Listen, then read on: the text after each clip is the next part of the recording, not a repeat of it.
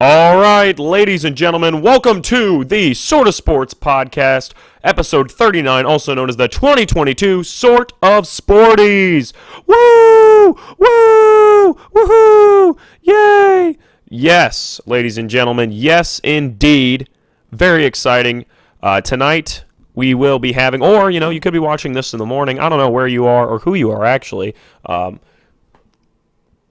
Man, that's kind of weird to think about. Regardless of that, whether you know me or I know you, tonight or whatever, regardless, will be an amazing night as we hand out the official Sort of Sporties for 2022 in film and television. Yeah! Woohoo! Woohoo! I promise there's a crowd here, and it's not me doing that as a joke. All right, this is genuinely one of my most anticipated podcasts pretty much every year. Last year, I didn't really mean for it to become an award ceremony, but this year, I look forward to it the whole year. I thought of the idea around March of pretty much keeping a list of every single film I watched, and then in August, I also thought I should do that for television.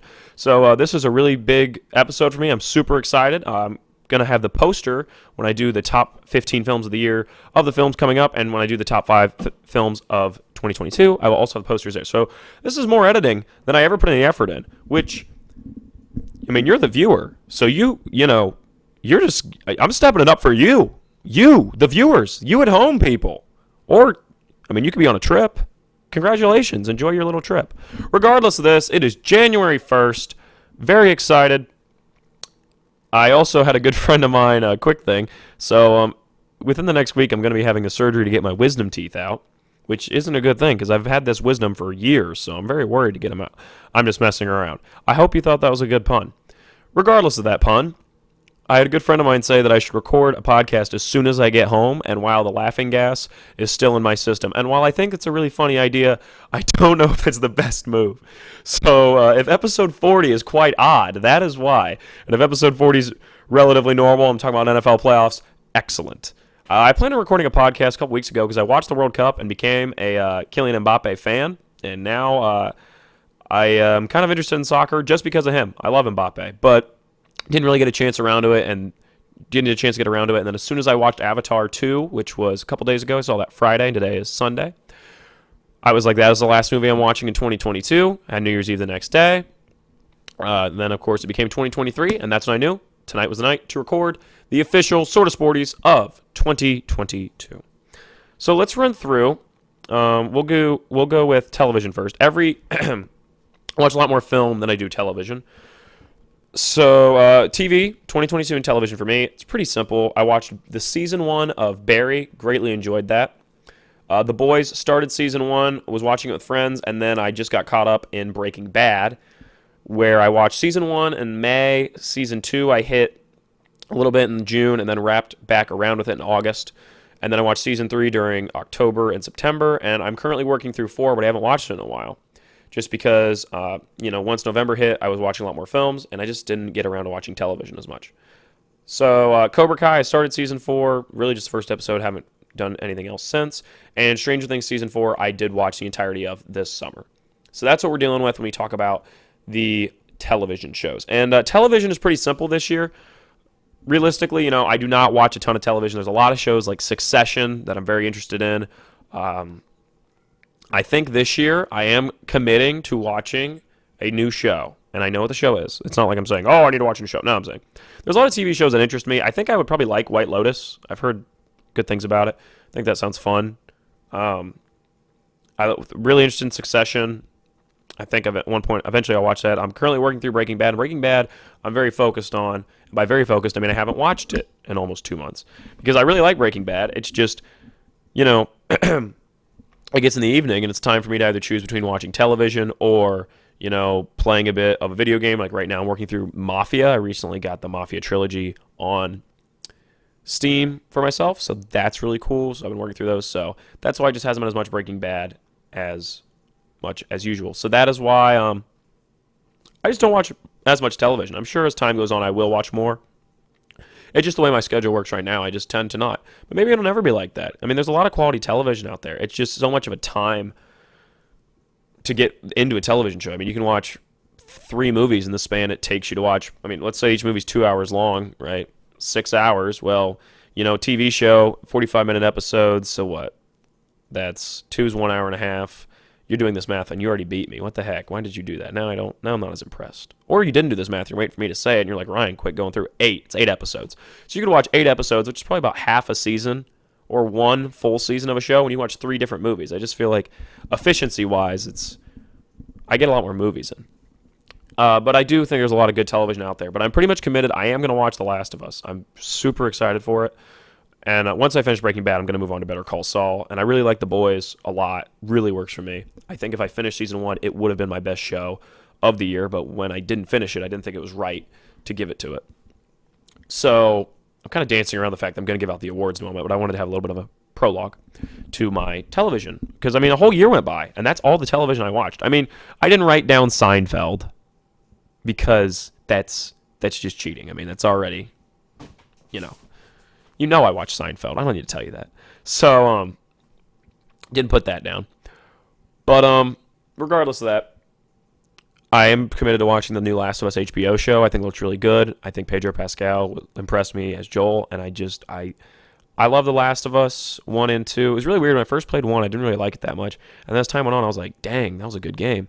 And it was funny how, in retrospect, I appreciated it more. And then Last of Us Part 2 came out. I loved it. I thought it was amazing. And I also thought I never would want to play that again.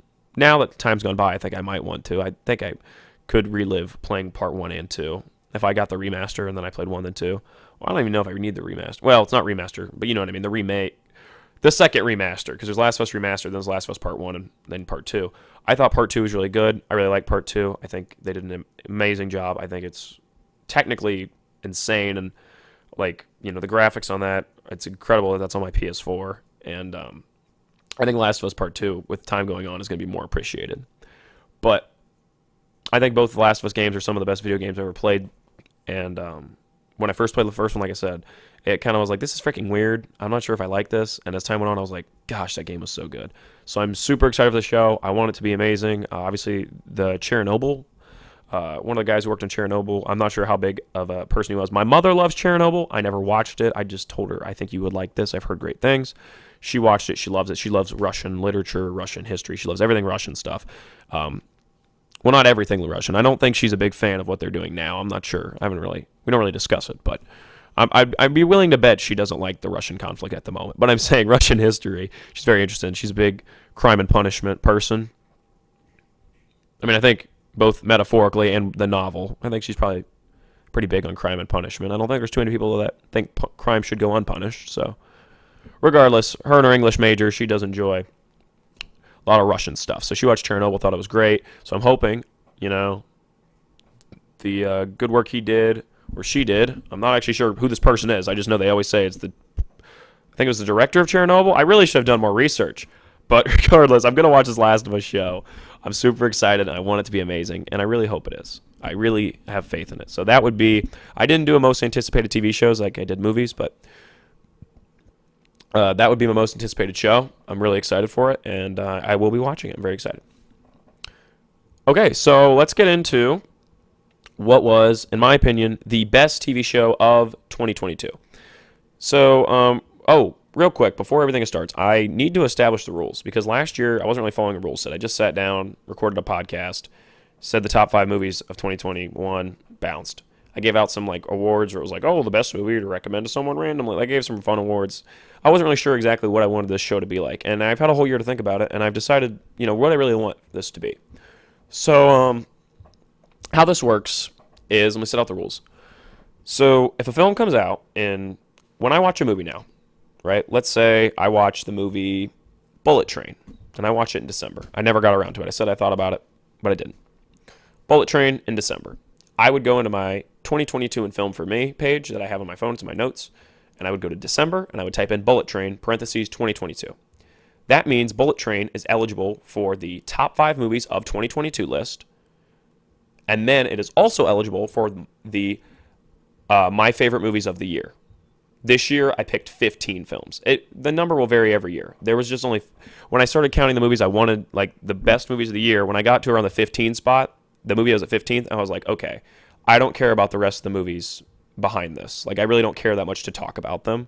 I watch them, I have thoughts on them, but I don't think they're important enough thoughts to really talk about in the podcast. So, the top films, I chose 15 this year to be in my top films. But, next year it could be 20, next year it could be 10. It just depends on how many films I believe I need to talk about and have my thoughts and opinions out there to everyone. I mean, if you really want to talk about a movie, you think, hey, for example, I don't mention the fact that I watched this movie called 21, which is this movie about this blackjack group that, like, starts cheating and has Lawrence Fishburne in it, and it's kind of just a really bad, remake of The Social Network. It's kind of just a bad version of The Social Network.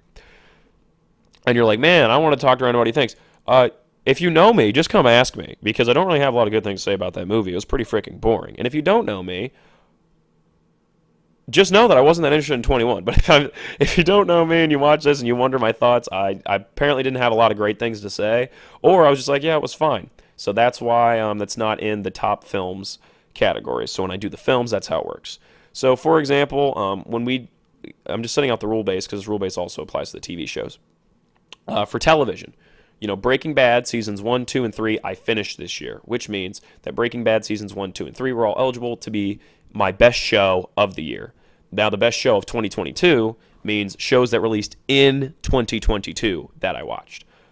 So that is how that works. So, for example, The Boys season 1 is not eligible. If I had finished The Boys season 1, it is not eligible for the best show of 2022, but it is eligible for the best show, just period, of the year out of everything I watched.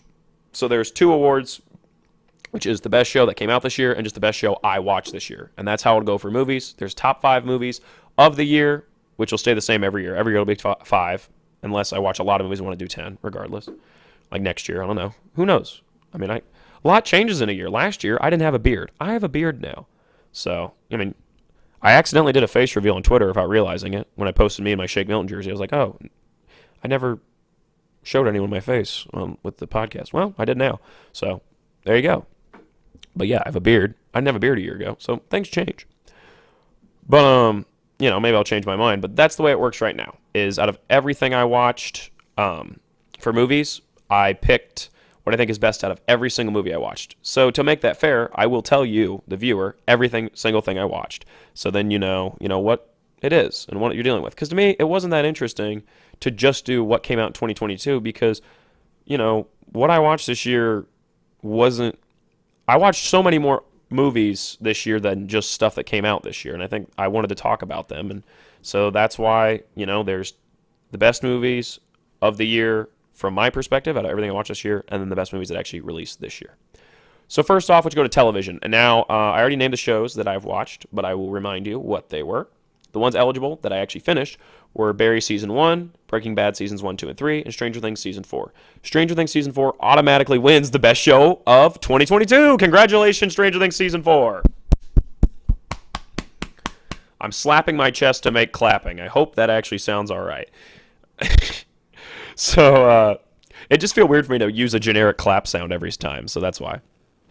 So, yeah, it automatically wins, and I would say more about it, but I'm just going to say more about the fact that it is also the best TV show of the year, in my opinion. That's right. It beats out Breaking Bad Seasons 1, 2, and 3, and Barry Season 1. And while I really enjoyed all those shows, I think if I had finished Breaking Bad Season 4, it would have put up more of a fight against the best TV show of the year for me. But I think Stranger Things, both as a 2022 release and just out of every television season I watched this year, I think it was just really strong. I think this is the best season of Stranger Things, I think it's actually better than Season 1. They finally took it in a direction that I think is exciting, right? They finally stepped it up. They took the next step, I felt like. I felt like Season 2 was just kind of more of Season 1. Season 3, they tried to take it in a different direction, and I think Season 4 felt like the right progression from what we originally were doing in Season 1, and I just think that's good. I mean, a lot of people were like, oh, well, they kind of need Season 3 to get here. Yeah, they did. They had to use the Russian stuff to really set this up, and I get that. But I think Season 4 is the strongest season of the show. I think Sadie Sink was great as Max. Max became a character that is one of my favorites. And she wasn't before, and I think they made her really interesting. And as somebody whose favorite characters are Hopper and Steve probably being my number one, I thought what they did with Steve here was interesting. I liked him a lot, and I really liked Eddie. Eddie really worked for me. I do think it's a shame they killed him, because I feel like Steve's character arc would have fit better dying here and having Eddie, take over as that role. And I'm a little concerned, honestly, how Stranger Things season 5 is going to play out because I'm not sure they really made the right moves at the end of season 4 with what they did.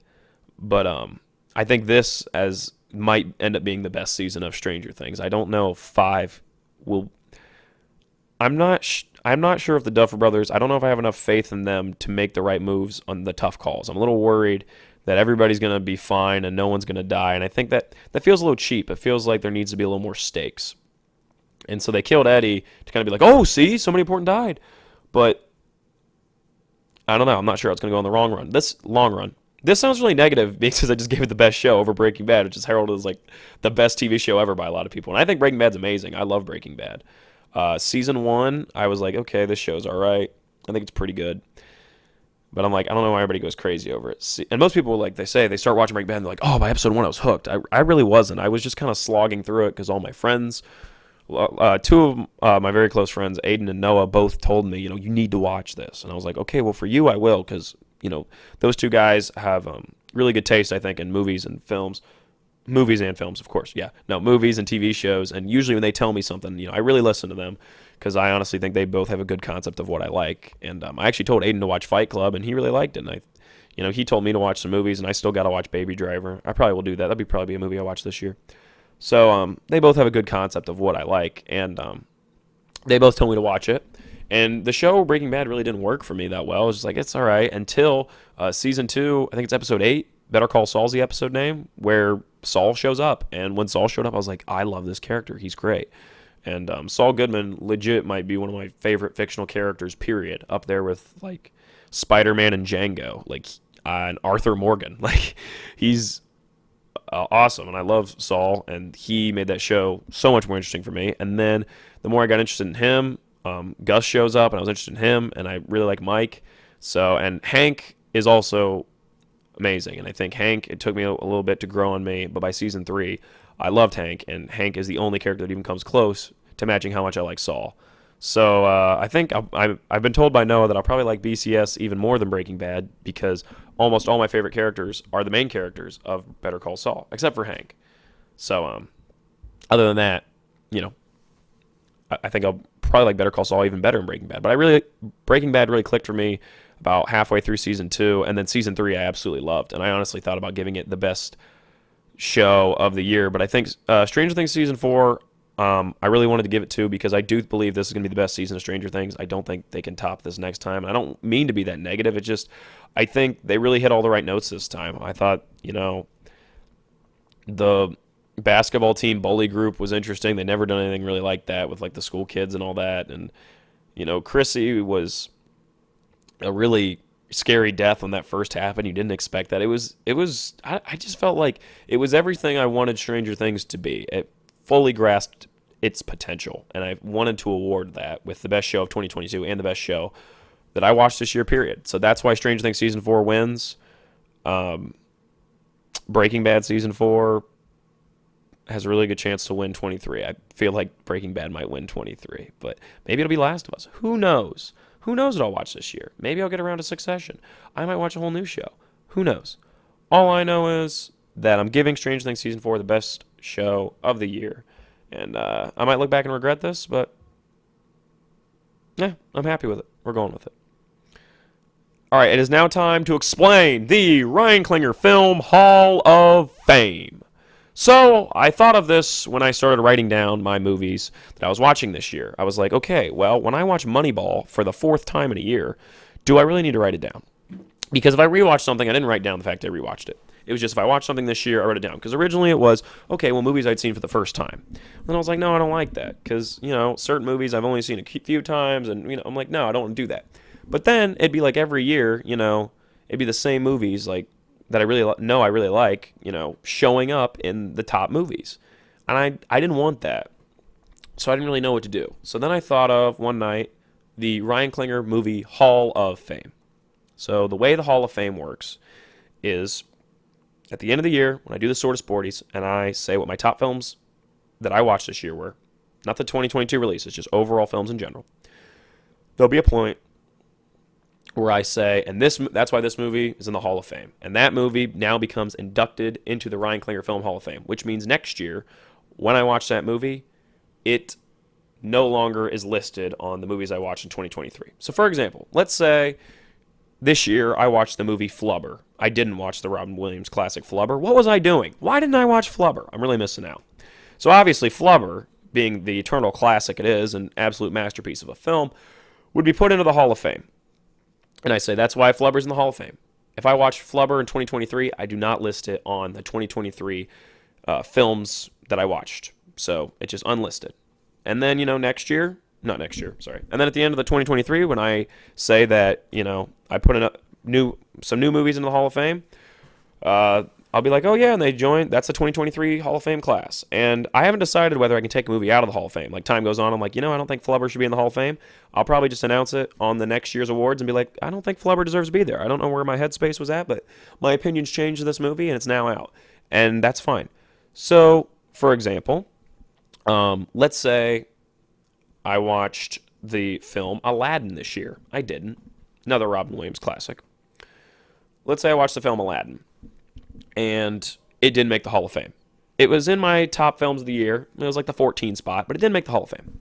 Next year, let's say I watch Aladdin again, and I'm like, oh, Aladdin really works for me. It still gets listed because it wasn't in the Hall of Fame. And now, let's say Aladdin gets the 5 spot, and I say, yeah, it's now going in the Hall of Fame. Well, good for Aladdin. So we could have it to, in 2037.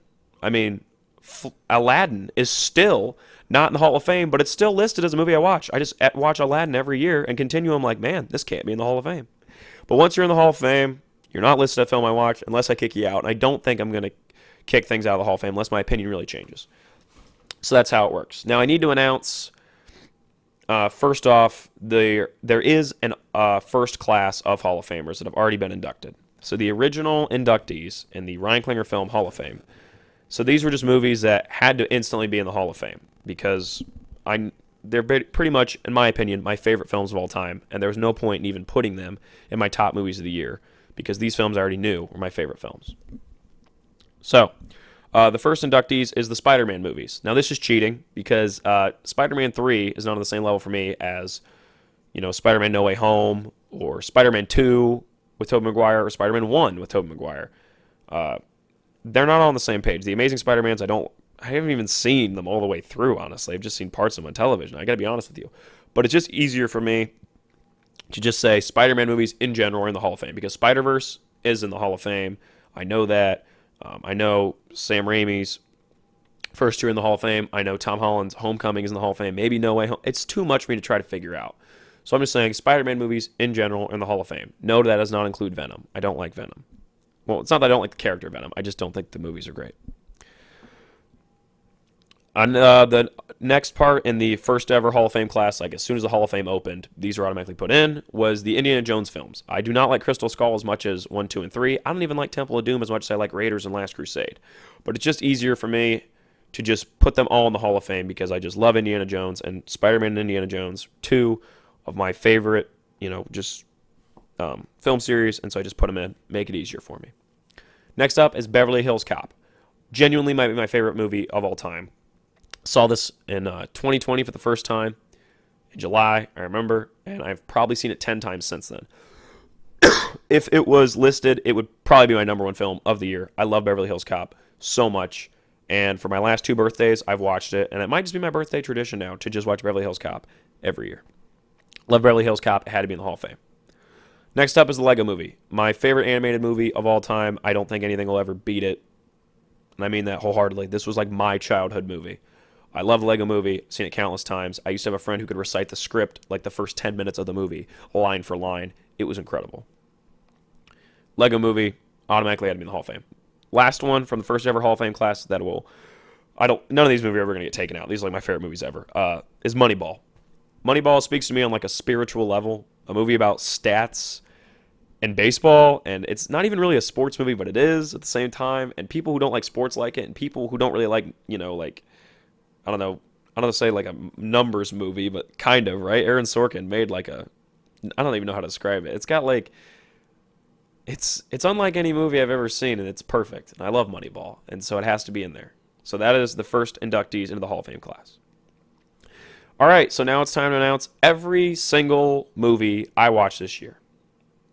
In January, I watched Matrix, Matrix Reloaded, Terminator 1, and Terminator 2 Judgment Day. In February, I watched Uncharted, which is a 2022 release, Justice League Snyder Cut, Demolition Man, and Splash. March, I watched The Batman, which is a 2022 release, The Lost City, which is also a 2022 release. April, I watched Young Guns, Sonic 2, which is a 2022 release, and The Shawshank Redemption. May, I watched Doctor Strange and the Multiverse of Madness. That was a 2022 release. Over the Hedge, Megamind, and Avatar 1. June, I watched Top Gun, Kingsman: The Secret Service, Top Gun Maverick, which is a 2022 release, Django Unchained, Taxi Driver, Pulp Fiction, Jurassic World Dominion, which is a 2022 release and might be one of the worst movies I've watched all year.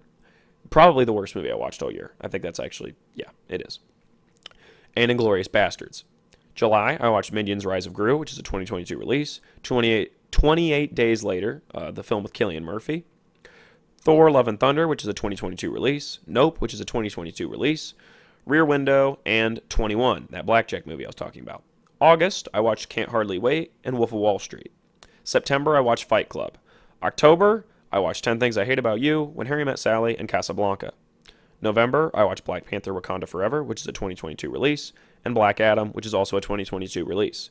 December, I watched Violent Night, which is a 2022 release, Puss in Boots: The Last Wish, which is a 2022 release, Glass Onion, which is a 2022 release, and Avatar: The Way of Water, which is also a 2022 release. I technically did watch A Christmas Story, which I could have listed as in my 2022 films, but my family and I watch it every year on Christmas Eve, and it just doesn't even feel right to put it in the list and start ranking it against other movies because I don't look at it as a movie. It's like a Christmas tradition, so it doesn't even feel right to look at it as like a movie. It's more of like a Christmas experience, so it didn't even feel right for me to list it. Plus, I don't think anyone's going to be like, oh, well, if he put Christmas Story on there, then it would have been at the number 5 best movie. It probably wouldn't, okay? I like Christmas Story a lot, but it doesn't even feel right to rank, so that's why it's not. All right, so now let's go into my best films of 2022. So this is out of everything that came out this year, released this year. There are 2 honorable mentions I'd like to get to before we get to the top 5. I thought The Lost City with Channing Tatum and Sandra Bullock was going to be on, and Daniel Radcliffe, he was great in that, was going to be in my top 5 all year until December. There were a couple movies that just came out of nowhere.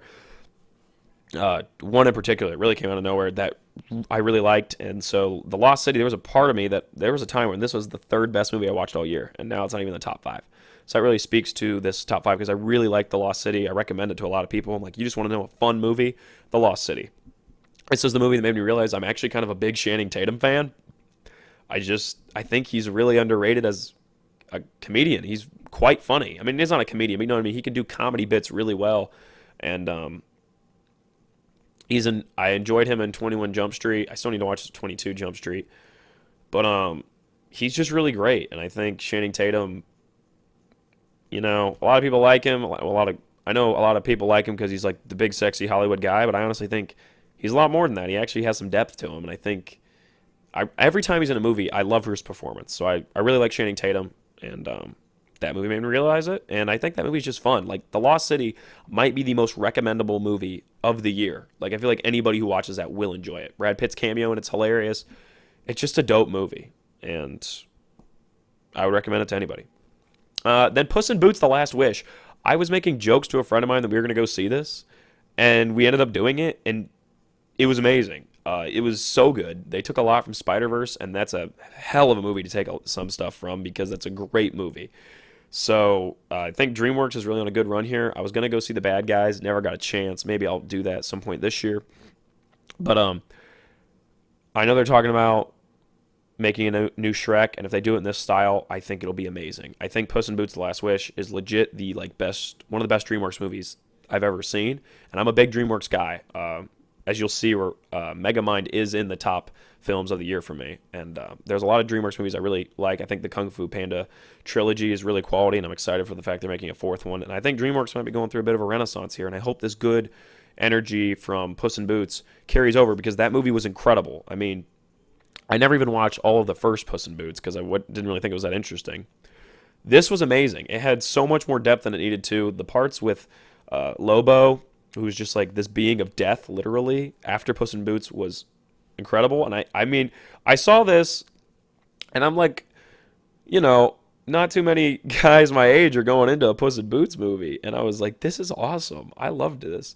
It started a little slow, but once it got going, I was like, this is amazing, and I would watch that movie.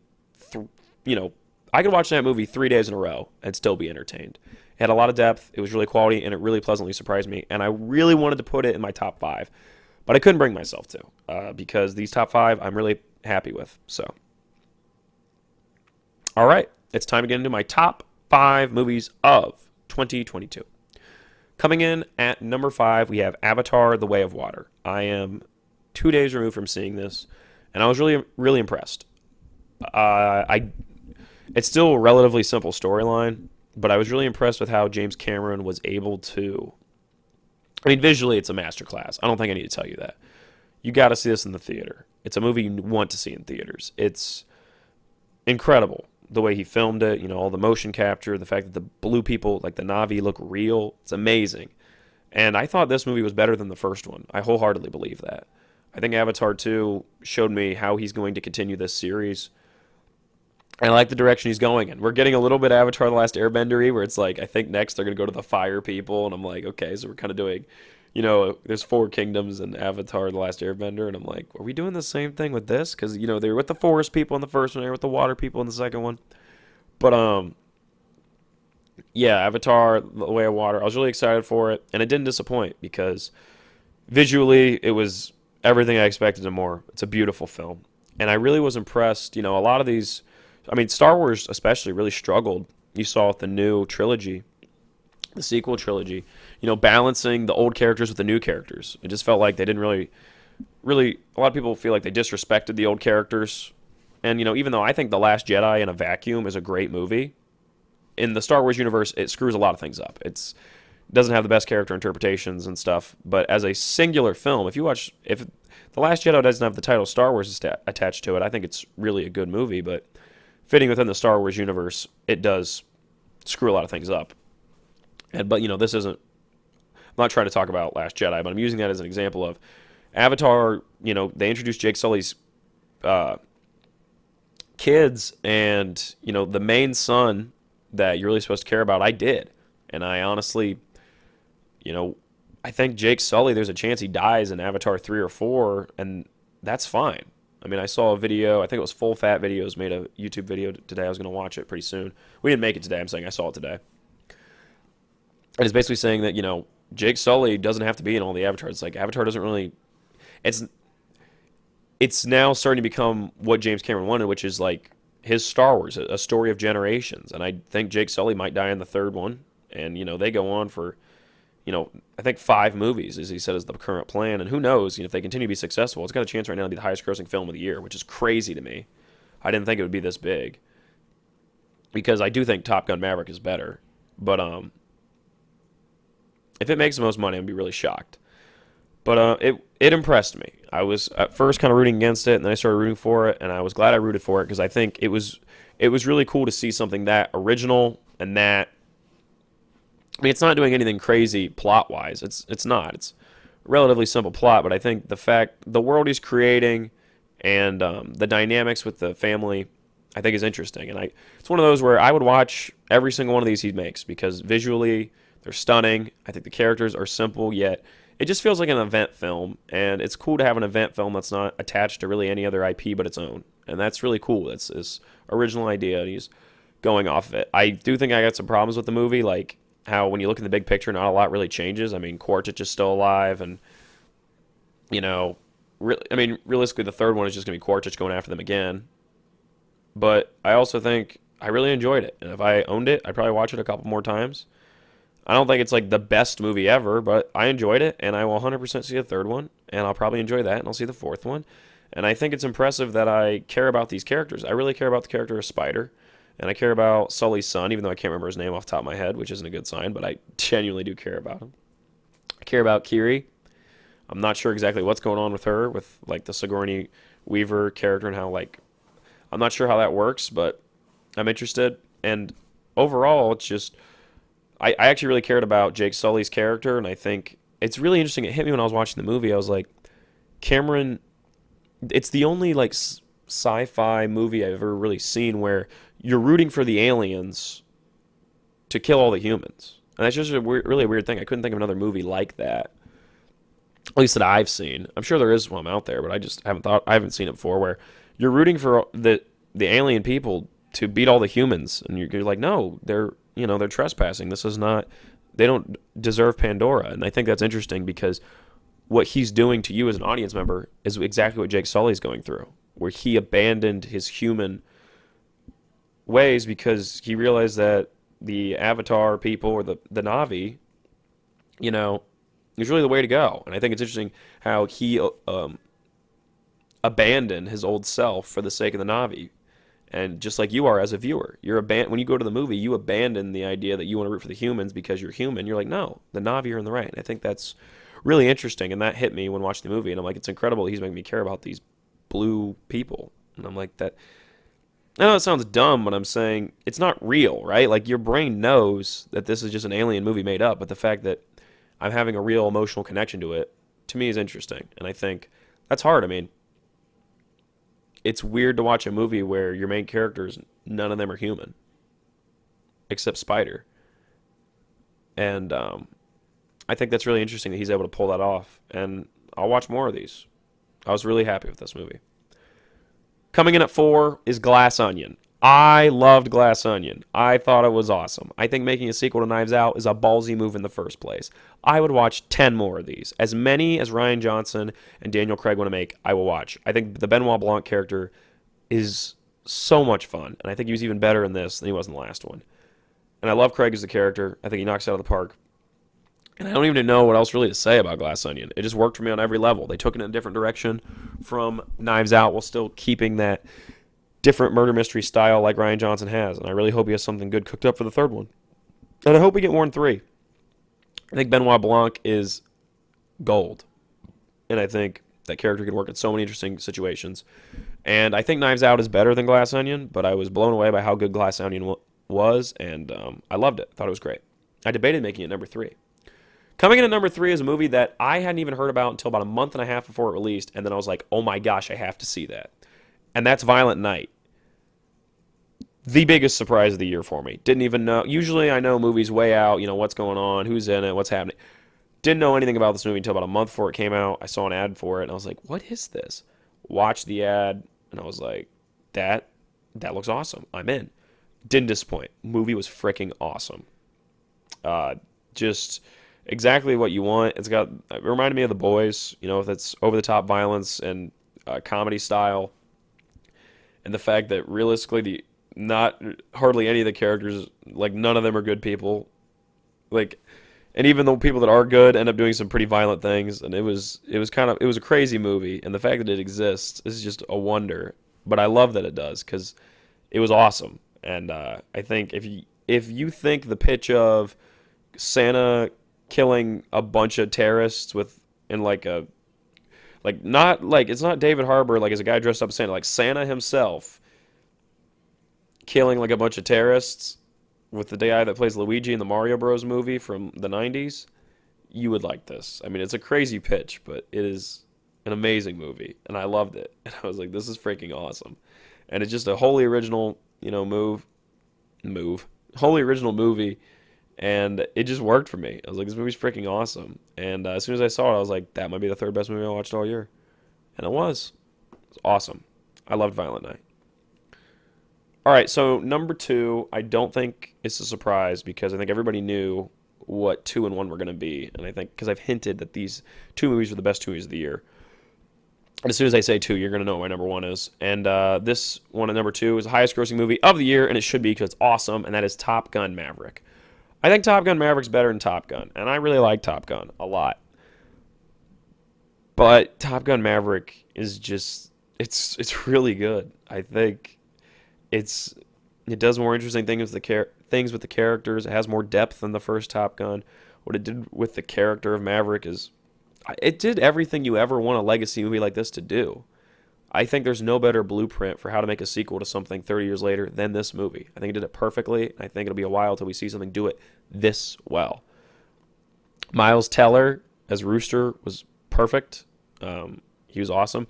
Glenn Powell is awesome as Hangman. And I love Glenn Powell and everything I see him in. And he was so good in this. And it. I think, if you were listening to this podcast, you've probably seen this movie, and I think everybody.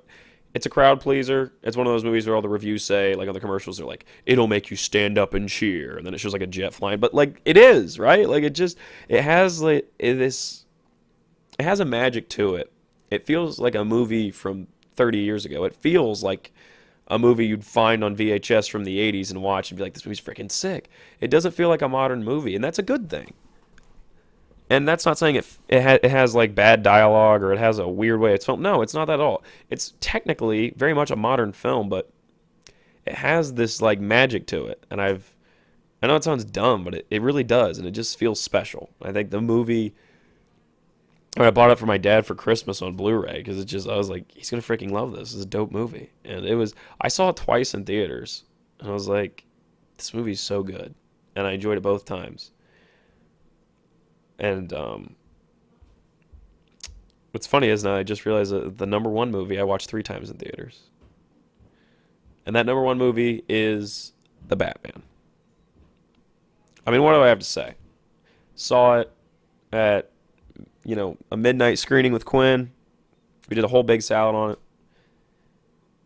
I felt like when I watched this, I was like, this is going to be hard for anything to beat this movie, and nothing did. This was everything I ever wanted out of a Batman movie.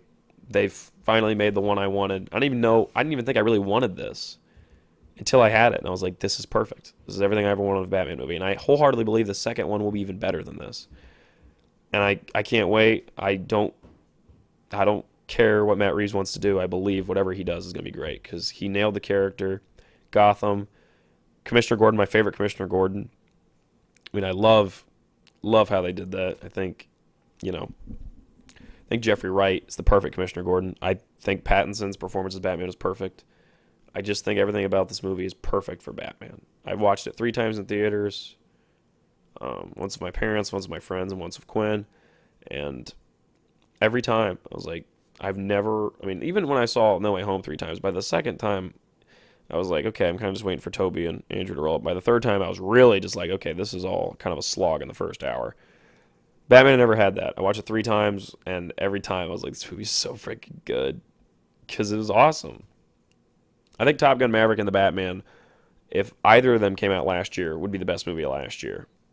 And it's to me a heck of a year, the fact that both of them came out in the same year.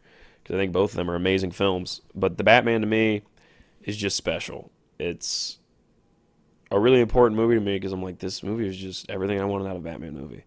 So I was blown away by it. I love The Batman. I think it was pretty clear that this is going to be my top movie of the year. And I'm so happy. Because when you think about it, we're going to look back as soon as it's over at my most anticipated movies of the year. And this was number one. It didn't disappoint. There's a lot of movies on there for the most anticipated movies that did disappoint. This didn't. This blew me out of the water. And, I think The Batman was incredible. And I love Top Gun Maverick. And that movie is the reason I own a pair of aviator shades. But The Batman was perfect. And it is one of the best superhero movies. Like, it goes up there with me with, like, Guardians of the Galaxy and Thor Ragnarok and this and Infinity War and The Dark Knight. Like, it's up there with those for me. For just perfect superhero movies. It's awesome. So that's Batman. Now we're going to look back at my most anticipated movies of 2022 from last year. Here we go. So, my most anticipated movies of 2022 were the Mario movie, which was delayed. Uncharted, which was terrible. Was very disappointed with that. Creed 3, which was delayed. The Flash, which was delayed and is a mess now. Black Adam, which had laughably bad dialogue and was just, it was fun, but it was not amazing. Doctor Strange 2, which I wanted more out of. I think when I recorded that podcast on it, I'm less high on it than I was now. It really kind of disappointed me. Black Panther 2, which also kind of disappointed me. I think it just didn't have as much soul to it as I wanted it to. I really liked Namor, and I think he really worked, but other than that, I didn't really think a lot of it clicked for me. Other than that, Indiana Jones 5, which was delayed. Thor 4, which is a massive disappointment. They really went off base here. I think a lot of people agree that a Love and Thunder was not as good as it should have been. And then the two I was most excited for were Spider-Verse 2, which was obviously delayed, and The Batman, which didn't disappoint. So it's a good thing because a lot of those movies disappointed or were delayed. I mean, every single one of those either disappointed me or was delayed, except for The Batman. So that's good. Sorry about that. And, all right. We're going to go through my most anticipated films of 2023, and then we will do the official, my top 15 films of the year. So my most anticipated films of 2023. It says online that Shrek, the rebooted Shrek, is coming out next year. If it does, that would be on this list, but I don't have confirmation. It's just a rumor. Who knows? If it does, it would be in my most anticipated movies because I love Puss in Boots: The Last Wish. It was so good, and I 100% believe that the next Shrek will be awesome. But I'm not sure if that's coming out. So coming in, there's 11 here. I don't really think the numbers really. Well, I mean it does. I get more excited as I go on, but really a lot of them could move around. It's just like the top two, the top. Okay, I'll just say like the top 5 are like the ones I really care about, and everything else I'm like, I'm excited for, but I'm not like the top 6, 7-ish, 5-ish are the ones that I'm like, oh my gosh, yes. And then the other ones I'm like, oh yeah, that looks good. I mean. I didn't put Ant-Man and Wasp: Quantumania on here. I'm going to see that. I mean, I didn't put Aquaman 2. I'm going to see that. But it's like, I'm not like excited for them. I'm just like, yeah, I'm going to see it. I mean, Marvel's been disappointing me lately. Other than Blade, I'm not getting too excited about anything. Or the next Spider-Man and Blade. That's like what I'm excited for. DC, I'm currently pretty excited for them because Batman really worked for me. And even though Black Adam didn't, I have faith that James Gunn's going to be on the right track. All right, this movie, I'm not even sure what's going on here. It might not come out next year. I haven't heard anything about it. But apparently there's like a Looney Tunes live-action movie with John Cena. And if that exists, I will freaking see it. That sounds awesome. I actually really like John Cena as an actor. And I think that just sounds dope. So, like a Who Framed Roger Rabbit type movie of John Cena and Looney Tunes, I'll see it. Shazam 2, I think it's called Fury of the Gods. I'm excited for that. Thought a lot of the year it was going to come out this year, and then it didn't. And it's delayed. And that's fine. I really like Shazam 1. It's one of my favorite DC movies. I'm excited. Then Blue Beetle. It's got, I forget his name. He is Miguel in Cobra Kai. And I think this has potential to be really good. I really honestly think this could be a great movie. And I'm really excited for it. Next up is Transformers: The Rise of the Beasts. This looks awesome. Looks like they finally got the Transformers on the right track. And that's great. So... yeah, I'm really excited for Transformers: Rise of the Beast because, now that they got Michael Bay out of the way, I think they're going in a better direction, and I think this could be the start of a really fun Transformers series and kind of the Transformers series that we've all wanted to see. Because, I know, a lot of people really consider the first Transformers by Michael Bay to be good, and then people like Bumblebee, and then, this is the one I think could be awesome, and I just think Rise of the Beast looks dope. I mean, the first trailer came out, I was like, yes, I got to see this. Next up is Barbie. And it's not just because, it's got Margot Robbie in it. It's not just because of that. But, big Margot Robbie fan. For a multitude of reasons. She's actually a very good actress. But, I think it just looks fun. Greta Gerwig working on it. I think that's wild. So... it's just a really interesting movie. Ryan Gosling is Ken. It's got a lot of interesting things going on here. So I'm like, I gotta see this. This looks wild. So I'm really intrigued by this. I think the Barbie movie looks great, and I'm really excited. I'm definitely gonna see it. Next up is Guardians of the Galaxy Volume 3. I have full faith that James Gunn is gonna put out a banger here, and I think a lot of them are gonna die because he doesn't really like Disney, and I think it's gonna be a big emotional movie, and I can't wait for it. I think it's gonna be really good. I have full faith in James Gunn and Guardians of the Galaxy Volume 3 being very good. Next up is Indiana Jones and the Dial of Destiny. Please have this be good. I trust James Mangold. I thought the trailer looked great. I'm really excited. I really think he can deliver something special here. And I really hope it's good. So, next up is Oppenheimer. Big Nolan guy. You guys know that. Him, Spielberg, and Tarantino, my 3 favorite directors, of Tarantino being number 1. There was a while Nolan was my favorite.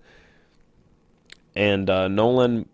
I think has never made a movie like this where it's a lot smaller, a lot less grand in scope. It's a little more introspective, dramatic, and, it's like a biopic almost. So I think it's really interesting. Cillian Murphy is the lead. I feel like he's going to kill it, get an Oscar. Is this Nolan's shot at the Best Picture winner? Probably. This cast is stacked. I love Florence Pugh. She's awesome. I hope this is good. I mean, I actually 100% believe it will be good. I just don't know how good it'll be. And I really think it could be awesome. So, Oppenheimer. Now, these top four, all realistically at one point in my mind, were the number one movie I was anticipating. So here we go with the top four. Dune Part 2. You guys know I love Dune. I think Dune's amazing. I think Dune Part 2 is going to be even better. And I think Timothy Chalamet kills it as Paul Atreides. And I think Dune's awesome. And I think Dune Part 2 is going to be a bigger hit than Dune 1. Because Dune 1 was kind of like, it did pretty well. I think Dune 2 is going to be a little bigger and just continue to grow it pop culture-wise. I'm really excited about that because Dune is awesome. And I think Dune 2 is going to be even better. And Denis Villeneuve did a really great job with the first one, and I believe the second one can be even better. So I'm really excited. Creed 3. Creed 3 looks so dope. Oh my gosh. There was a part of me that wanted to put this number one. It looks so freaking good. I cannot wait. Michael B. Jordan, love Michael B. Jordan. You guys know I think he's great in everything. And he's directing this too, and it just looks so good. I think this has the chance to be the best one. And I love Creed 1 so much. I actually haven't watched 2 yet. I don't know why I haven't. I know I'll love it. I freaking love this. Jonathan Majors as a bad guy. It's going to be so good. I cannot wait. I think this has potentially the best Creed. It looks so good. Number 2, Spider-Man Across the Spider-Verse. What do I have to say? I mean, everybody knows Spider-Verse is one of the most important animated films of the last, really, to me, since the Lego Movie, right? It's incredible, and I think this one could be even better. So, I'm excited. And number 1, my most anticipated film of 2023 is the Mario movie. This looks great. I know Chris Pratt's the voice is getting some shame, but I think overall as a movie, it looks like it's doing everything I would want out of a Mario movie. It looks like it's hitting all the right beats. It looks great. I love the way they animated it. And so, I think it looks great. I'm super excited. I can't wait to watch the Mario movie. I mean it. Like, I'm actually so excited for the Mario movie. So, yeah. I mean, the Mario movie is my most anticipated movie from this year. That's freaking wild, but, you know, it is. It's the truth. I'm so excited for it. So, all right. Well, it's now time to do the official My Top 15, picked 15 for this year, films of the year. Out of everything I watched in 2022, these are the best movies I watched. And remember earlier, I listed every movie I watched. Coming in at number 15 is The Matrix. The Matrix is an amazing film. I think it's a really fun action movie, and I think when you think more about the deep concepts, you know, there's a lot of interesting things to unpack here. It really, you know, first time I watched it, I'm like, man, that movie's dope. And my mother was like, well, if you like that, you should watch Terminator. And I ended up liking Terminator 1 even more than I like this. Which I know you wouldn't connect those two, but it's the same idea of like the machines ruling in the future type thing. So that's what made her think of it. But I really like The Matrix. I think it's a fun action movie. It's one of those movies where, you know, you can show anybody that, and they just be like, in the first like 10, 15 minutes, like, this movie's dope. And then they end up watching the whole thing. It's just a great, it's really well paced. Like an exceptionally well paced movie. It keeps things moving really well, and I really like it. And I think The Matrix is just good. I mean, so yeah, I think The Matrix is really good. The reason it's not higher, I like it. I'm not sure if I love it. And I think over time this could be one that really grows on me. And maybe in a couple of years, you know, it keeps being on my films of the year, and eventually it works itself up and being in the Hall of Fame. And, you know, it's fine it's not in the Hall of Fame. I really like it. Agent Smith is a villain I greatly enjoy. I love him. He's my favorite character in the whole movie. I think Agent Smith is awesome. And I love Hugo Weaving's performance as him. And I need to watch Matrix Revolutions because I know he has a bigger role in that as he ends up being like the big bad guy of the series. Because I watched Reloaded, but I didn't watch the third one. I just never got around to it. But Matrix 1, I really like. And I think Agent Smith, the scene when he's like talking about how much he hates the humans, that scene's so awesome. I think that's like my favorite scene in the movie. The movie's dope. Coming in at 14 is Can't Hardly Wait. This movie's awesome. If you've seen this movie, you probably haven't. It's just a fun high school romantic comedy, and I think it's great. I mean, is it a rom-com? I think it's kind of a rom-com. Late 90s, the main character is kind of a dope. Like, he's just kind of goofy. His name's Preston. He wears T-shirts sometimes, and he's great. He's just super smiley, and, you know, he's really into this girl. And it's a story about him trying to find this girl. He writes her a letter to tell her how much he likes her. She gets it at a party, and she spends the whole party looking for the guy. And there's a bunch of antics where she doesn't see him, and he ends up going off and leaves the party and listens to Barry Manilow, and it's just a fun movie. I think it's got a lot of I really enjoy a good high school comedy, and it really freaking works for me. I think it's amazing. It's not as good as like 10 Things I Hate About You, but the fact that it even comes within breathing of that is amazing, and I think it's really good. This is definitely one I think could grow on me, and I really liked it. I really like Can't Hardly Wait. I think it's really fun, and if you want to watch a fun high school comedy, I'm sure if you watch this, you'd enjoy it. It's really great. A lot of fun bits here. I mean, Seth Green's in it. He's a fun character. There's a great bit with a kleptomaniac. Like, he just keeps popping in and out of scenes, stealing stuff. It's a great bit. I think it's really great. 13's Top Gun Maverick. I already talked about this. Really worked for me. I wanted it to be in the top films because it's just really that great. And so that's why Top Gun Maverick is at 13. Number 12, a movie that at one point I thought about putting at 5, and at one point I thought maybe wasn't even in the top 15. I'm not sure how much I like it because there's some points I'm like, man, I really like that movie. There's other points I'm like, yeah, but I think these other movies mean more to me. So that's why it's here at 12, and that's Fight Club. I know I'm not supposed to talk about it, but it really works for me. With its themes, I think its themes are really interesting, and I think the Tyler Durden character. If I was giving out awards for my favorite characters I watched this year, like Django, like just performances, right? It'd be Jamie Foxx as Django, Samuel L. Jackson as Jules, um, Leonardo DiCaprio as Jordan Belfort, Jeffrey Wright as Commissioner Gordon, and probably maybe the top of the list would be Brad Pitt as Tyler Durden. I thought he was great. I thought he was great. I feel like I have a lot more to say that. It's not even that. It's the movies.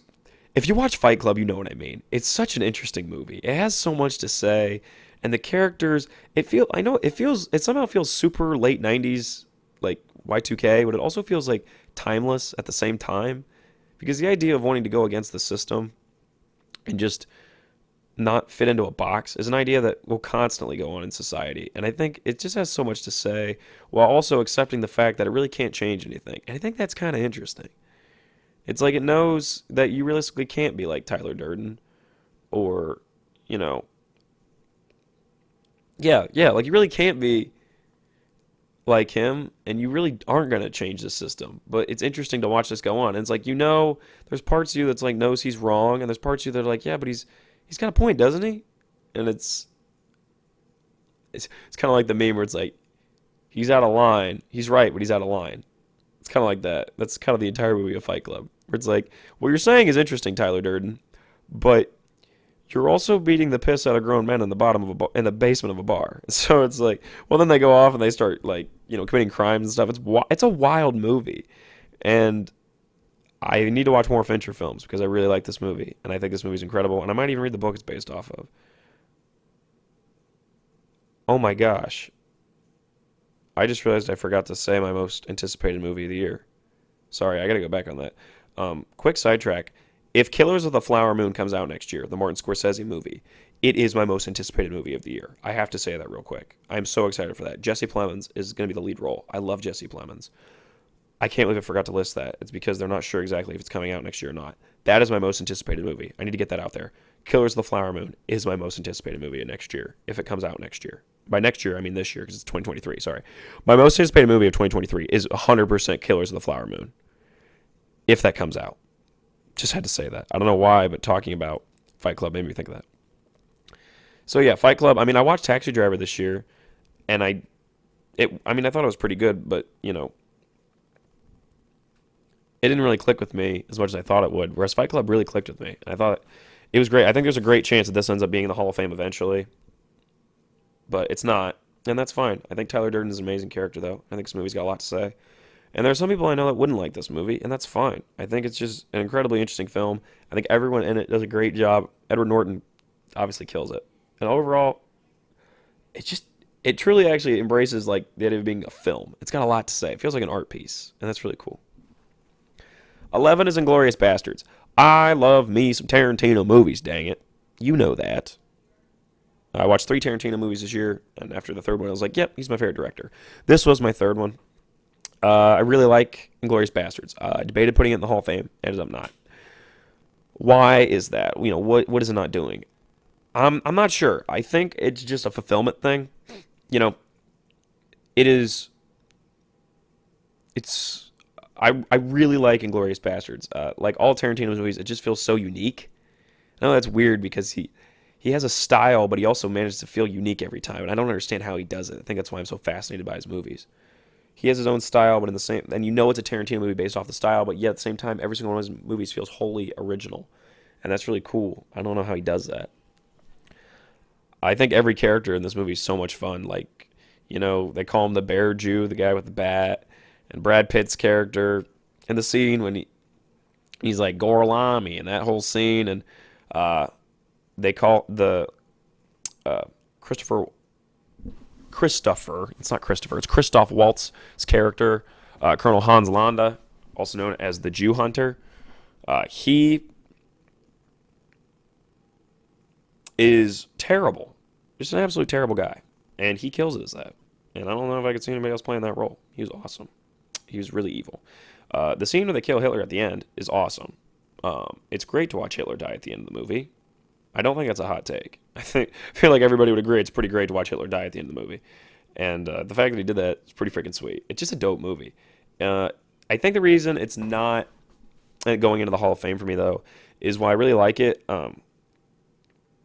It is my least favorite out of the three Tarantino movies I watched this year. If I had just watched this movie, I'd probably be like, man, I really like Tarantino's movies because I really like this movie. But I think Pulp Fiction and Django Unchained just click with me a little more and have a little bit more of when I go to a movie what I want to see. And I think Inglourious Bastards, it's not even its fault. It's, I like war movies, but, I think the reason I'm not the biggest war movie guy. And it definitely has, like, this is his kind of, like, historical war. I don't know why I couldn't pronounce pronounce the word war for a bit there. Like his take on like a war movie, like a Platoon or something like that. And those movies, westerns are very much my style, and gangster movies are very much my style. I love gangster movies and I love westerns.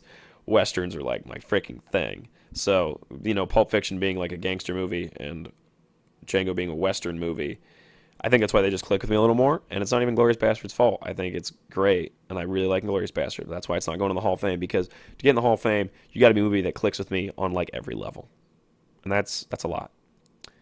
Coming in at number 10, and our first inductee into the Ryan Klinger Movie Hall of Fame, the first movie from the 2022 class, is Megamind. I wrote an English paper about a book we had, I think it was The Great Gatsby, where I compared it to Megamind.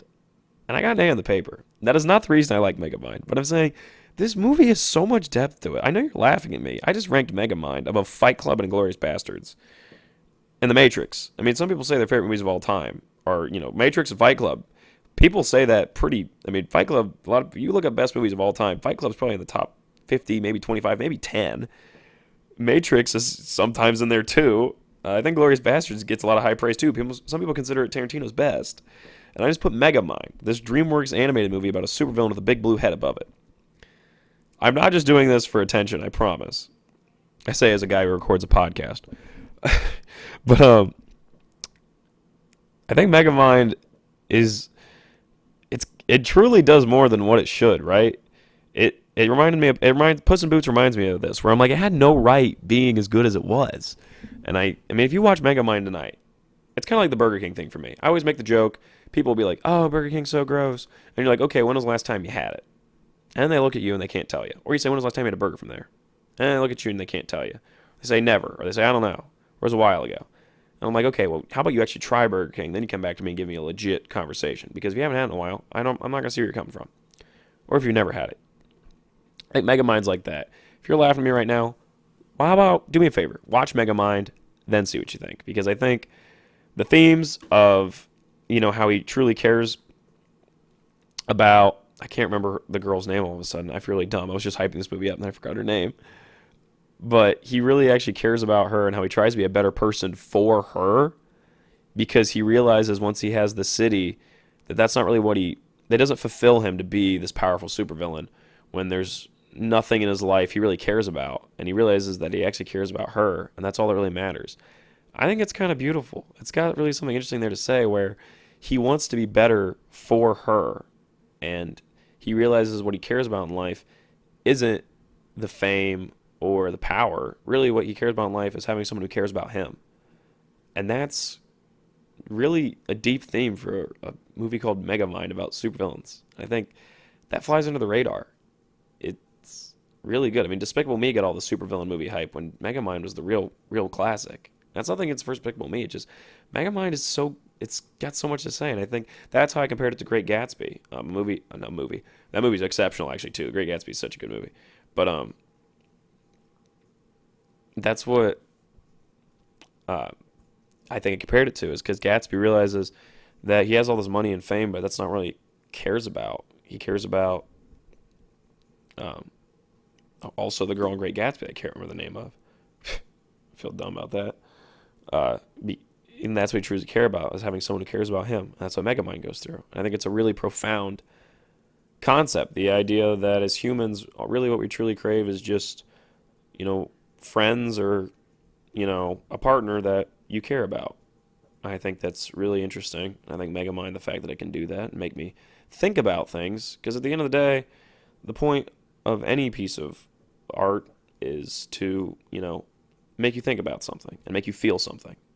And I think Megamind made me feel something more than, a lot of these movies I watched this year. And it really hit on something in human nature that I think is really interesting. So that's why Megamind is going to the Hall of Fame. Coming in at number 9 is 10 Things I Hate About You. 10 Things I Hate About You is just like the perfect high school comedy. I'm going to be real honest. Heath Ledger's in it. I love Heath Ledger. He's so good in like literally every movie he's in. Go watch A Knight's Tale. Movie's dope.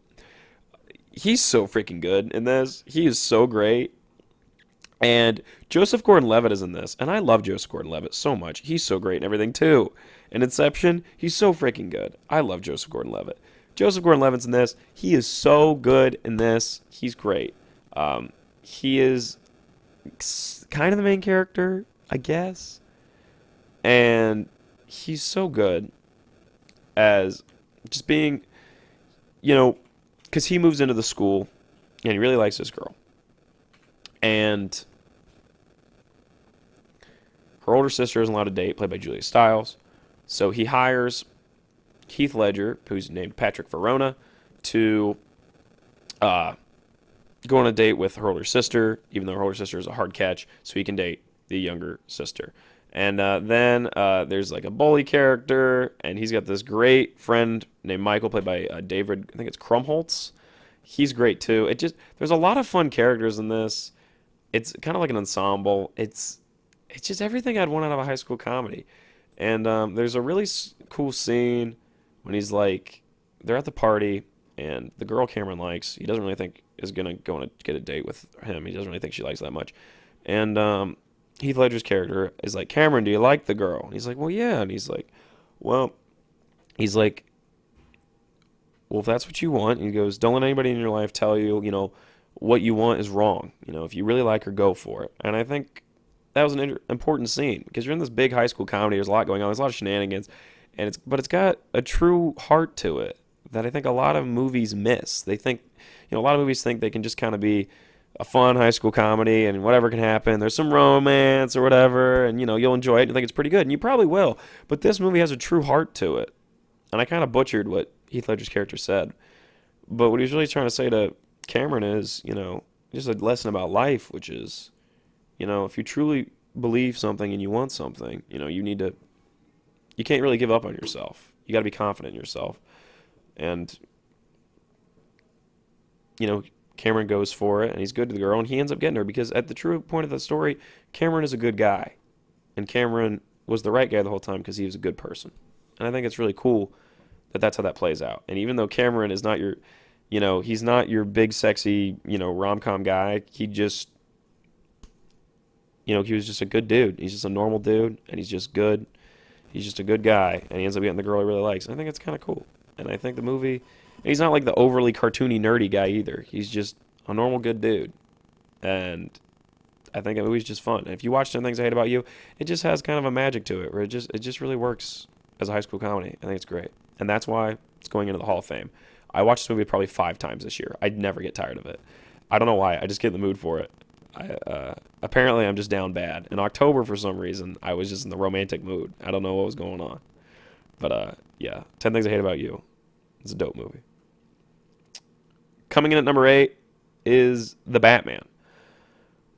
I already said how much I love Batman. It is probably one of my favorite superhero movies of all time. It really works for me, and that is why it's going into the Hall of Fame. Coming in at number 7 is Casablanca. Holy crap, guys. This movie is from like 1942, I think. Let me check. It might be 43. It is in black and white. It stars Humphrey Bogart. It's 42. I was right. It just had its 80-year anniversary this year. Well, last year. No. It came out January 23rd, 1943. Aha. So it's basically, it's in its midst of its 80th anniversary. It is so good. I watched this. I had it on VHS. Never watched it before. Got it on VHS from my grandmother. Put it on. It is so dope. This movie is sick. It is a beautiful romance. I didn't think I would be this enthralled by this 80-year-old romance, but I was. It is a beautiful tale. I don't want to tell you anything really about it, other than the fact that it's perfect. I genuinely believe it is a perfect movie. I don't think there's anything you could do in this movie to make it better. It is a perfect telling of the story, acted perfectly, and I love it. And I've only watched it one time, and I watched that one time, and I thought, man, that was good. And then I went to bed, and then I woke up the next day and thought, man, that was really good. Then I went to bed the next day, and I woke up, and I thought, that movie was awesome. And then I started talking about it to my friends and telling people about it. I was just like, dang, that movie is so freaking good. And my girlfriend makes fun of me because she's like, you really like that Casablanca movie, don't you? And I'm like, well, you need to freaking watch it because the movie's dope. And Casablanca is dope. Also in my October romance phase. Apparently, I just had a great month in October because all 3 of those movies are in the Hall of Fame. Spoilers for what's in the Hall of Fame later. If you're going to go back and rewind to see what the 3rd movie in October was, you'll see. It's going to be in the Hall of Fame later. But yeah, Casablanca, incredible. You should watch it. I don't even want to say anything about it other than the fact that Humphrey Bogart is so great in it. And I love it. It's great. It's a great movie. Coming in at number 6 is The Terminator. Perfect movie. There is nothing I think that can be more perfect about this movie.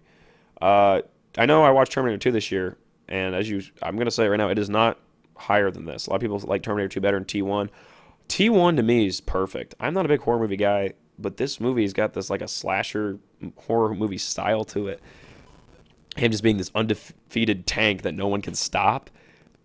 And I think he's great in it. I think Schwarzenegger's awesome in this role. And it's so simple in the first one, and I love it. Michael Biehn's great. And I think her performance, I can't remember the actress's name, as Sarah Connor. I want to make sure I'd say her name. It's Linda Hamilton, that's what it is. The actress who plays Sarah Connor, she's great in it. You know, she's young and she's making this movie and she's great in it. She's great as a character, and that's important because she's got to be the heart of the story. And I think, you know, I have this Terminator poster framed and everything, and it's been sitting here for the majority of 2022. And I've been looking at it. I'm just like, this movie just works for me. There's something about the first Terminator. It's just one of those movies I could put on. It's not super long. It's like an hour 41 minutes. And I think anybody can watch this and just be like, yeah, the movie's really, really fun. And it's great. I think it's just everything I'd want out of like a sci-fi horror movie type thing. I don't know if it's really a horror movie, but you know what I mean. It's just a great sci-fi movie. And it really works for me. And it's like the first James Cameron movie I watched ever, actually. And it's great. So I love Terminator 1. I think one of my favorite movies I ever watched. I watched it the first time and I was like, yeah, one of my favorite movies ever. And I watched it in January. And here we are, almost a full year later, and I still think it's awesome. So that's why Terminator is going in the Hall of Fame. Number 5 is The Shawshank Redemption. Shawshank Redemption, I genuinely believe, is one of the greatest movies of all time. I think it's perfect. I've said that about a lot of... Ever since Casablanca, I've been saying they're perfect, but that's because this is perfect. The Shawshank Redemption is like a perfect movie. I don't think anyone else can play the character of Red. I don't think anyone else can play Andy Dufresne. I think Tim Robbins is perfect as Andy Dufresne. I think Morgan Freeman's perfect as Red. I think, Clancy Brown is so good as the evil guard. And I can't remember the guy's name as the warden, but he's so good. I've went to Shawshank Prison on a museum tour. Genuinely my favorite museum I've ever been to. It is so interesting because both from a movie perspective and just from a real museum perspective, the Mansfield Reformatory is so interesting when they explain what goes on, like what went on there in real life and also showing you the movie set part. This movie is perfect. It's a perfect drama. It's very interesting. I think about it a lot when I'm talking to people about human interaction, and I think honestly the institutionalized thing when he talks about how they get used to being in prison and you get institutionalized, you're just so used to it, you almost can't imagine being out of it, and that's why, um, of course, uh, uh, why am I can't remember his name all of a sudden. Oh, the librarian. That's why the librarian ends up killing himself. Brooks. And Brooks, to me, is one of my favorite characters in that movie. He's so great. He's so nice to Andy Dufresne. And when he gets really, that scene is really powerful. Is when, to me, like, the suicide scene is obviously very powerful. But to me, the most powerful scene with him is when he, freaks out and, like, the knife and everything when he realizes he's going to have to leave. And it's really heartbreaking. The entire story of Brooks is heartbreaking. And I think it's really an important thing they put in that movie, talking about prisoners get out after being in prison for so long. And it's not just a prison movie. It's really just a movie about people and Andy Dufresne and how he gets to escape. I mean, when he escapes that prison, you feel an immense sense of relief, just like he did. And that's what I think about movies is. I stopped looking at movies. When I was younger, I looked at movies so, like, statistically. It's like, oh, it's got good acting, and it's got good cinematography. No, to me, it's not like that. It's the vibe of the movie. It's what it made me feel. And if a movie makes you feel something, then it's doing something right. And this Shawshank makes you feel so many emotions. But that immense feeling of relief when Andy Dufresne escapes, and when you realize that Red is finally going to see his friend again, his best friend, the fact that I'm getting chills talking about it, and these are two fictional characters. To me, that's how the movie's perfect. The immense sense of dread you feel when I can't remember his name, the kid who gets shot, and he was going to testify that Dufresne was innocent because he was with the guy who actually killed Dufresne's wife, and then he's shot. That's a feeling of dread you get is just. I actually rewatched this movie like a week after I watched it, and I remember my mom was like, "Why would you watch this? It's a depressing movie." I'm like, "Yeah, but to me, the movie is like a journey, an emotional journey, and while there are lows, there are also highs." And I think the movie, as it goes on, you feel more and more dread, but when Andy escapes, it makes it all the more satisfying because you're like, he finally got out of that. And even though you went through all that pain with Andy, you get to see him finally succeed and be off at the beach, and that's awesome. That's why the movie's perfect, and that's why I rewatched it. To me, it's actually a really rewatchable movie because yes, it has some immense lows, but the highs are so much better then. So that's why Shawshank Redemption is going into the Hall of Fame. And number 4, we have When Harry Met Sally. Debated. Okay, the top 4, all at a different point, were my favorite movie of the year. Though number 1 was my favorite movie pretty much the whole time. It did have a little bit of competition between the top 4, but there was a point where this was my favorite movie from the year. This movie's freaking great. This is, to me, the perfect rom-com. 100%. I don't think anything ever will top it. It's genuinely a hilarious movie. Doesn't matter if it's kind of a rom-com. It is genuinely a hilarious movie. And it doesn't do the standard rom-com. They don't have, like, it's not, like, super overly romantic. They're just two really good friends, and the whole movie you're like, you guys got to get together. And then they do, and it messes everything up, and you're upset, but you know it's going to work out in the end, and it does, and it's perfect. This is like the funniest Billy Crystal is in anything, and that's not me saying I don't think he's funny, because I think Billy Crystal's really funny, but I think this movie perfectly figured out how to make him funny. Just do everything perfectly. The scene when they're in sharper image, and he starts singing through the karaoke machine, or when he's on the phone with her, and he's like, I'm done making a fool of myself, and then it shows him singing into the karaoke machine to her on the phone. It makes you feel, this movie just makes you feel happy. It's just a fun movie, and you really care about all the characters. His buddy, I would freaking hang out with him. He's awesome. I I 100% believe, I mean, I know this sounds dumb, but sometimes when I watch movies, I think, I would hang out with that guy if he existed. Bruno Kirby is Jess. I would hang out with him. Jess is great. Bruno Kirby died. But, thank you for being Jess, because you're great. Bruno Kirby, you know him. He's in Godfather Part 2. And, he's also in City Slickers with Billy Crystal. I forgot about that. Carrie Fisher's also great in this. She kills it. She's so much fun as her. She's so much fun as Marie. She's great. Her and Jess's relationship's great to watch. And the scene when there's so many parts I could just say in this scene, in this scene, in this scene. And it's an infinitely quotable movie, like the "Don't F with Mr. Zero" shirt. And when they're at the dialogue in this movie is some of the best dialogue in any movie ever. I mean that genuinely. And this coming from a Tarantino fan. This movie's dialogue is some of the best dialogue ever. I think this movie's perfect at what it's trying to do. It is so perfect. I love When Harry Met Sally. I'm almost thinking I should have put it higher on this list, and it's number 4. So good. That's why it's going into the Hall of Fame. I love this movie. I'm sure I'll watch it 100 times before I die. And, yeah, it's great. So When Harry Met Sally, going to the Hall of Fame. Number 3 is Pulp Fiction. I don't even know what really to say about Pulp Fiction. I'm talking about a movie with some great freaking dialogue. The characters are great. I love Jules. A lot of my buddies like Vincent. This movie, it really holds a special place in my heart as it's one that I watched with a lot of my friends. And I watched it with a friend of mine, and then we made our other friends watch it. And we kept talking about it more and more. And now it's just become like a big thing with a lot of my friends. We talk about this movie. Because this movie's, it's great, right? A lot of people consider it Tarantino's best, and I understand why you would. Every story here is interesting. Tarantino's whole idea about taking we've seen the story of these 2 mobsters before. What happens to them after, the fact what you usually see?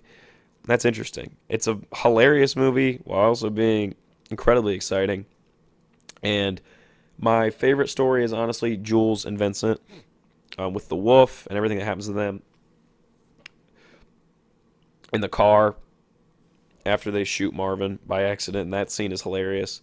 And so Pulp Fiction to me, it's just a really special movie. It's one of those movies that's so unique, and it does everything right. I think it's another perfect movie. I don't know what you would do to make it better. I think the characters are timeless. I think the story feels timeless. It feels you're watching something and you're like, I never felt this way during a movie. And, I talk about how movies make you feel. This movie gives you a feeling that no other movie does. And it's so unique, and it's funny, and it's exciting, and you're not even sure what's going on sometimes. You're like, why am I watching them dance? Why are they in the middle of a dance scene? But I'm entertained, and the whole movie is the purest form of of entertainment. There was a part of me that thought at some point this year this was going to be the number 1 movie. It ended up not. And I think it had a real case. He's top 4. I think all had a real case of being number 1. And Pulp Fiction's great. The music in it's so good too. When Harry Met Sally also has great music. Gosh. I listen to both their soundtracks, like, legitimately. So yeah. Pulp Fiction, incredible film. I've seen this movie probably 5 times since I watched it the first time. And I watched it for the first time in June. Might be 6. I put it on a lot. I just put it on. I'll put it on sometimes while editing podcasts. And I'll just look back. One time I was on the phone with somebody, and I muted it while talking to them. And I just watched the movie in front of me because I'd seen it enough times. I knew what was going on. Sometimes I started saying the lines for them.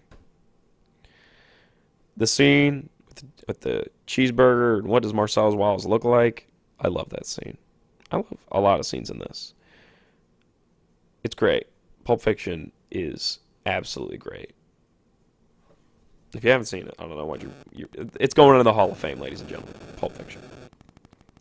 Number 2 is a movie I watched purely because Stevie Emerson does some hilarious skits.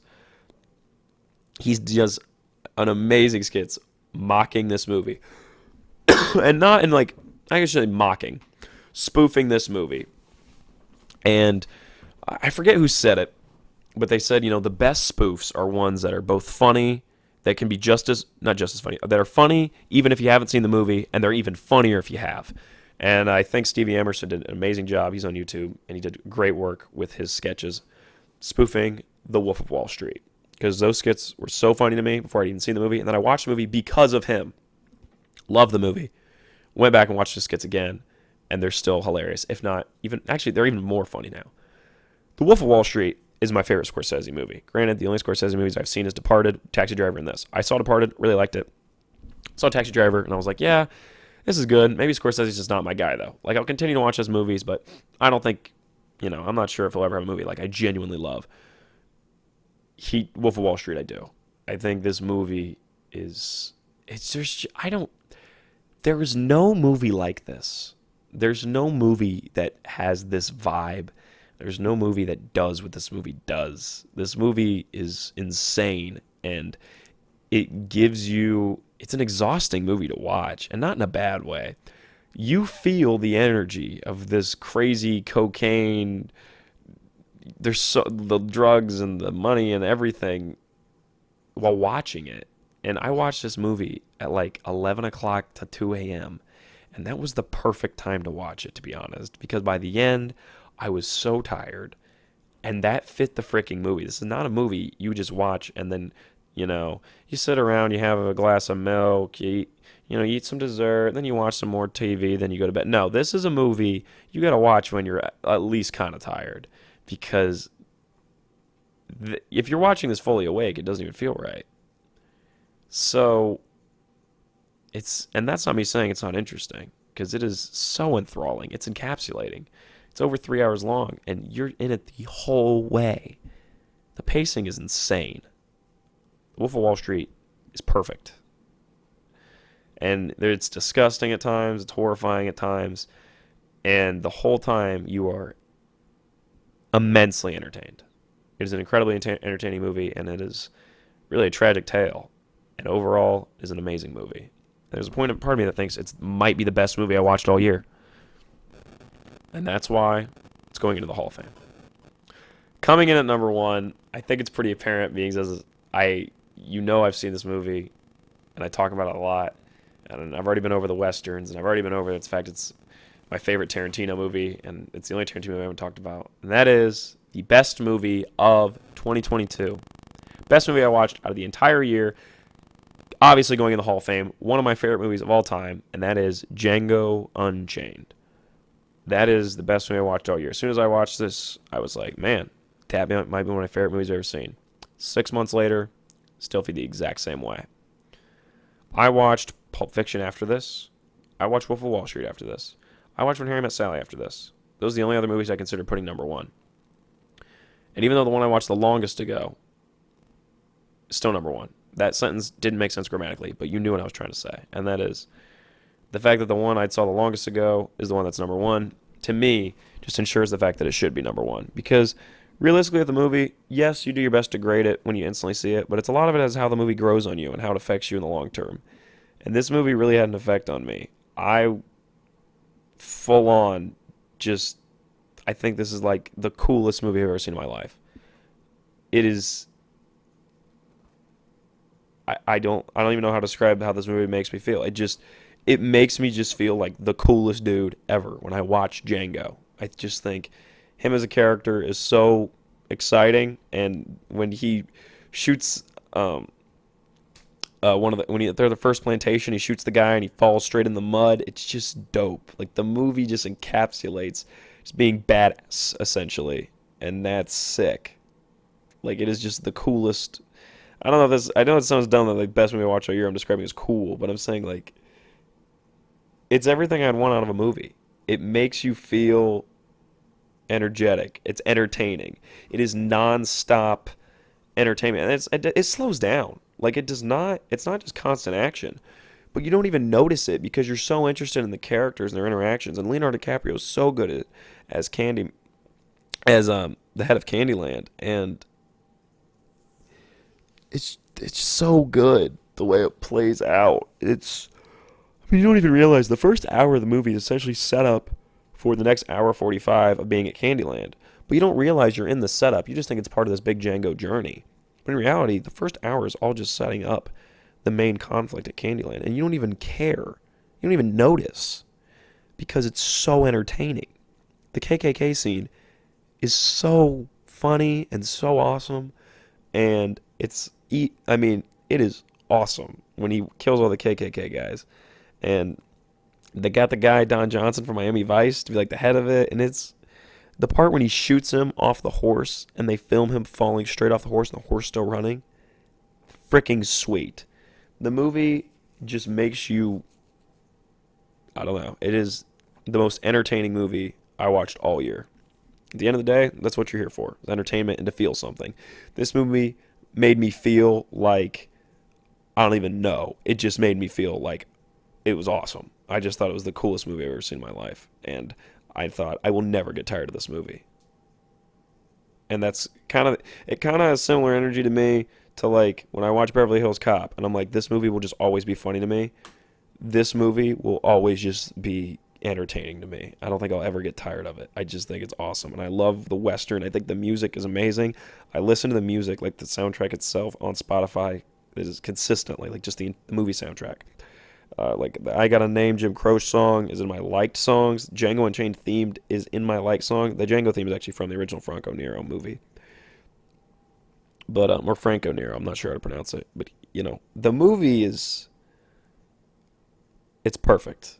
It is everything I'd want out of a Tarantino movie. It hits all the right notes.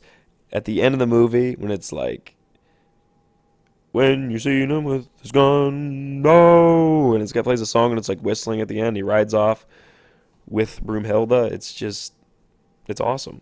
And this movie's on TV sometimes, and I'll click on it for a bit. And I'm like, the way it's shot, right? The beginning when they're walking through the desert and the credits are rolling, it's perfect. It is so perfect. It is an amazing Western, and I love me a good Western, and this is the peak. It's so good. I love Django Unchained. I'm always entertained by it. I think Jamie Foxx is so good as Django. No one else could play the role. He's perfect. And the dialogue in it is great. At this point, I'm just talking about it. I mean, that's what I was doing in the first place, but you know what I mean. At this point, I'm just talking in circles. Point of the story is, it's going into the Hall of Fame. One of my favorite movies I've ever seen. My favorite Tarantino movie. Reservoir Dogs, Kill Bill 1 and 2, Jackie Brown, Death Proof, Once Upon a Time in Hollywood, and Hateful Eight all have a lot to live up to, because Django Unchained, I'm not sure any of them will beat. My first Tarantino movie and my favorite. I don't think it'll ever be changed. Movie is perfect, and that is the best movie I saw in 2022.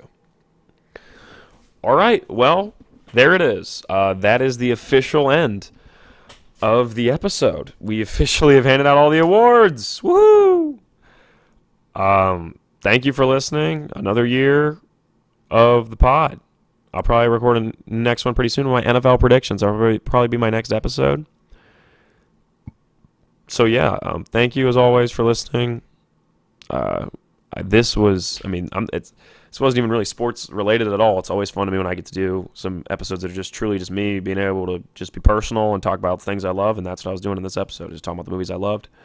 And the fact that, you listen to this, and if you're listening to this at the very end, that means you listen to the whole episode, or you just fast forward to the end, which is kind of weird, but, you do you, fam. And just thank you, because I enjoy doing this, and the fact that you cared to listen means a lot to me. So if you watch any of these movies, I appreciate it. And if you like any of them, well, then I'm glad we have similar opinions. That's fun. Now you can, listen to my recommendations. And if you don't like it, well, whoops. Whoopsies. So, thank you for listening, as always. I can't wait to do this again next year. This was the Sort of Sporties of 2022, ladies and gentlemen. Woohoo! Yay! Clapping. Thank you once again. Next year, I'm going to invite Jamie Foxx himself to host the award show. Let's see if he answers the call. Thank you, and see you in the next one.